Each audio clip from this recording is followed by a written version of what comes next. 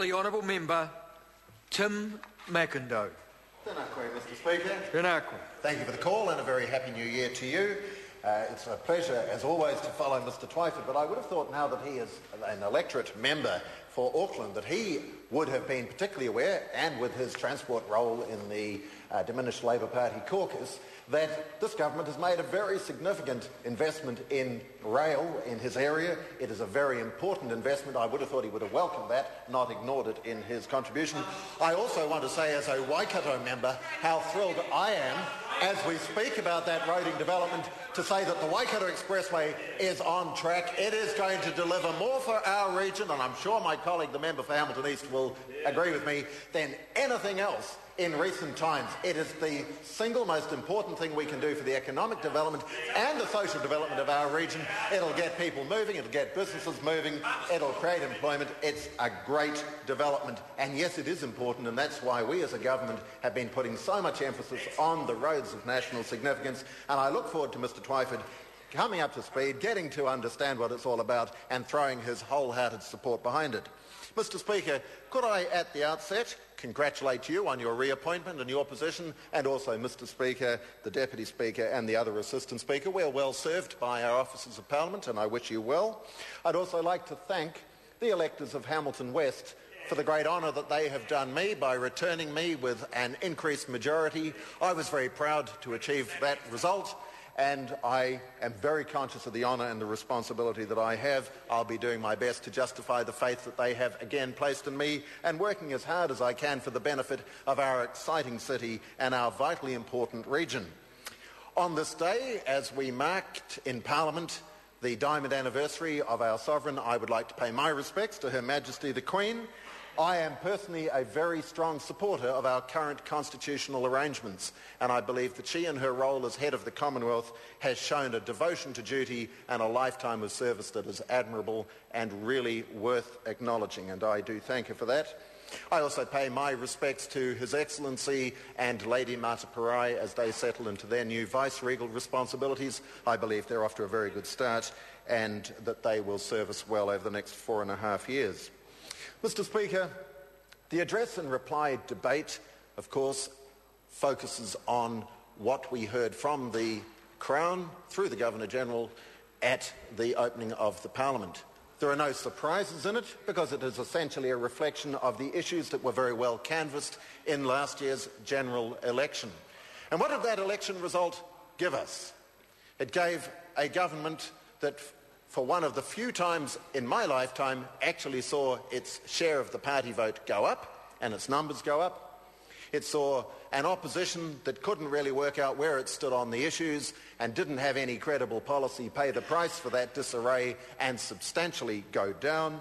And it saw the return of one party, the enlargement of another, and a little bit of moving around. But essentially, the most important thing is that it gave us another strong John Key-led government and a very clear mandate to press on with the issues and the policies that the electorate unquestionably endorsed at the ballot box. I want to welcome all new members of this House and congratulate them. It is a very significant honour. I wish you well. I know that there are very talented people who have come into the House.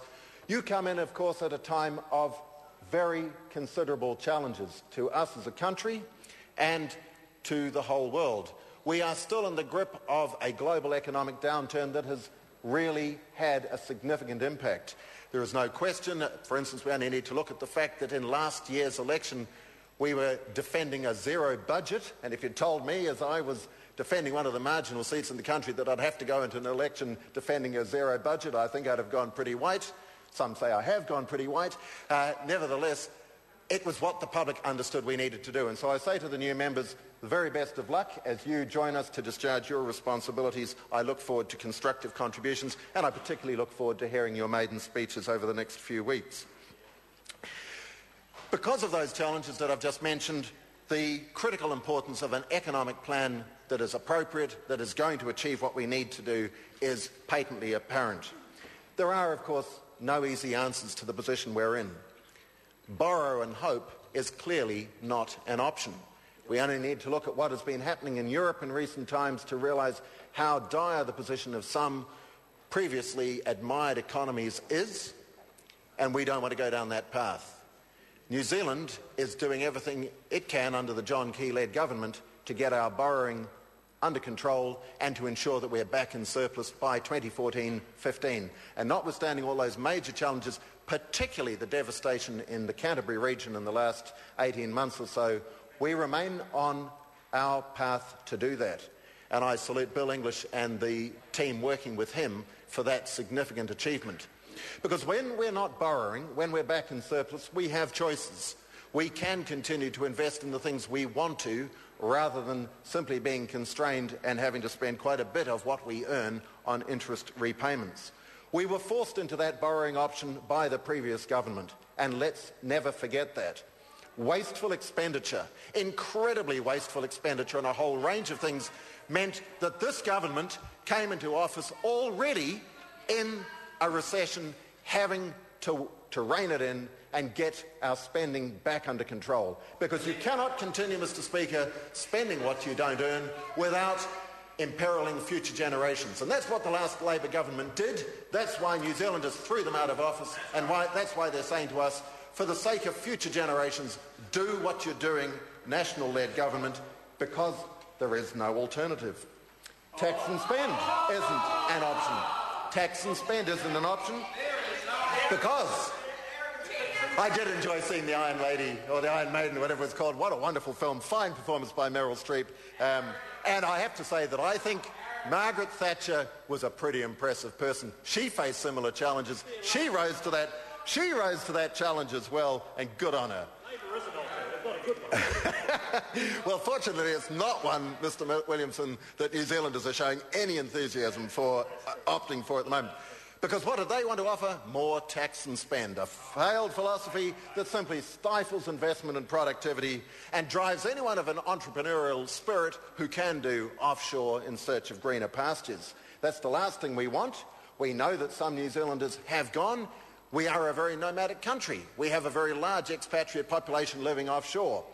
That's not altogether bad because they pick up skills, and as long as they come back eventually, we benefit from that. But we must ensure that this is an attractive country with an economy that welcomes them home, that attracts them to invest here, because that's what we need for our long-term prosperity.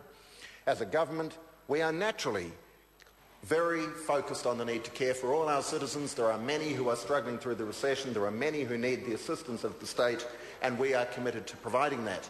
But we can't do it if we don't have the economy under control. We are, of course, committed to promoting sustainability of our environment. It's a topic that has certainly become far more popular to talk about in recent times. We're dedicated to doing it. We are very much focused on lifting educational achievement. No apologies about that. We're passionate about achieving that. Our dynamic new Minister of Education is determined to do it. I wish her well. I know that she's off to an excellent start and she's earning the respect of people in that area, and I wish them all well as they lift educational achievement for the good of our country and particularly for our young people. Welfare reform is crucial, and as a member of the Social Services Committee in the last Parliament, we began to look at this. I'm delighted that we will be working on this.